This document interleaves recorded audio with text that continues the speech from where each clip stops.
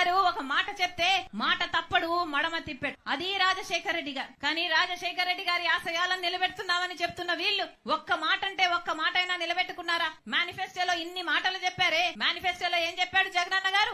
పూర్తి మద్యపాన నిషేధం చేస్తానన్నాడు. మద్యం అనేది లేకుండా చేసినాక తర్వాతనే నేను వచ్చి ఓట్లు అడుగుతాను అన్నాడు. ఉందా ఇప్పుడు మద్యం ఉందా? మద్యపాన నిషేధం అయిపోయిందా?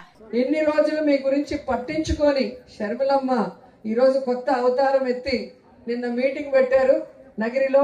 నేను వైఎస్ఆర్ బిడ్డ అని చెప్పుకోవడం తప్ప వైఎస్ఆర్ గారిని అభిమానించే మీకోసమైనా వైఎస్ఆర్ గారికి పేరు తెచ్చే విధంగా ఏమైనా ఒక మంచి పని చేసిందా అంటే ఏమీ చేసింది లేదు. మొన్నటి వరకు తెలంగాణలో వైఎస్ఆర్ తెలంగాణ పార్టీ అని పెట్టి నేను ఇక్కడే పుట్టాను, ఇక్కడే పెరిగాను, ఇక్కడే పెళ్లి చేసుకున్నాను, తెలంగాణ ప్రజలే నా ప్రజలు, వాళ్ళకి సర్వీస్ చేస్తాను చచ్చిపోయేంత వరకు అనింది.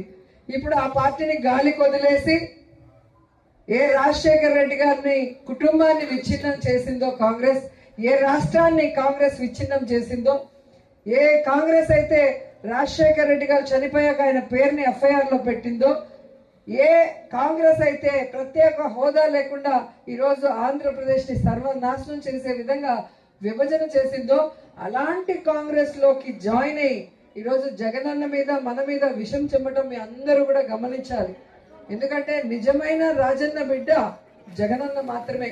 తన తండ్రి పేరు ప్రతి ప్రజల గుండెల్లో జీవితాంతం గుర్తుండే విధంగా ఆయన ఆశయాలకు తగ్గట్టుగా ఆయన కోరుకున్న విధంగా పేద ప్రజలకి ఈరోజు పనిచేస్తూ వైఎస్ఆర్ పేరు మీద పార్టీ పెట్టి ఎన్ని కష్టాలు, ఎన్ని అవమానాలు, ఎన్ని తప్పుడు కేసులు పెట్టి జైల్లో పెట్టినా కూడా ఏ రోజు పారిపోలేదు, ఏ పార్టీకి తల వంచి వాళ్ళకి సరెండర్ అవ్వలేదన్న విషయాన్ని మీరు తెలుసుకోవాలి.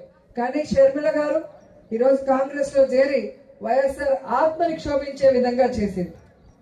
ఈరోజు జగనన్నని ఓడించడానికి చంద్రబాబు నాయుడు వదిలిన బాణం లాగా చంద్రబాబు నాయుడికి మంచి చేకూరే విధంగా వైఎస్ఆర్ కాంగ్రెస్ పార్టీ ఓట్లు చీల్చడానికి మా నాన్న వైఎస్ఆర్ అని చెప్పుకుంటుందే తప్ప నాన్న పేరు నిలబెట్టే విధంగా ఏమీ చేయలేదనేది మరొకసారి గుర్తు చేసుకోవాలి. ఈరోజు వైఎస్ఆర్ ఆశయాల కోసం పనిచేసేది జగనన్న అయితే వైఎస్ఆర్ ఆస్తుల కోసం ఈరోజు రోడ్డెక్కి పోరాటం చేస్తుంది షర్మిల.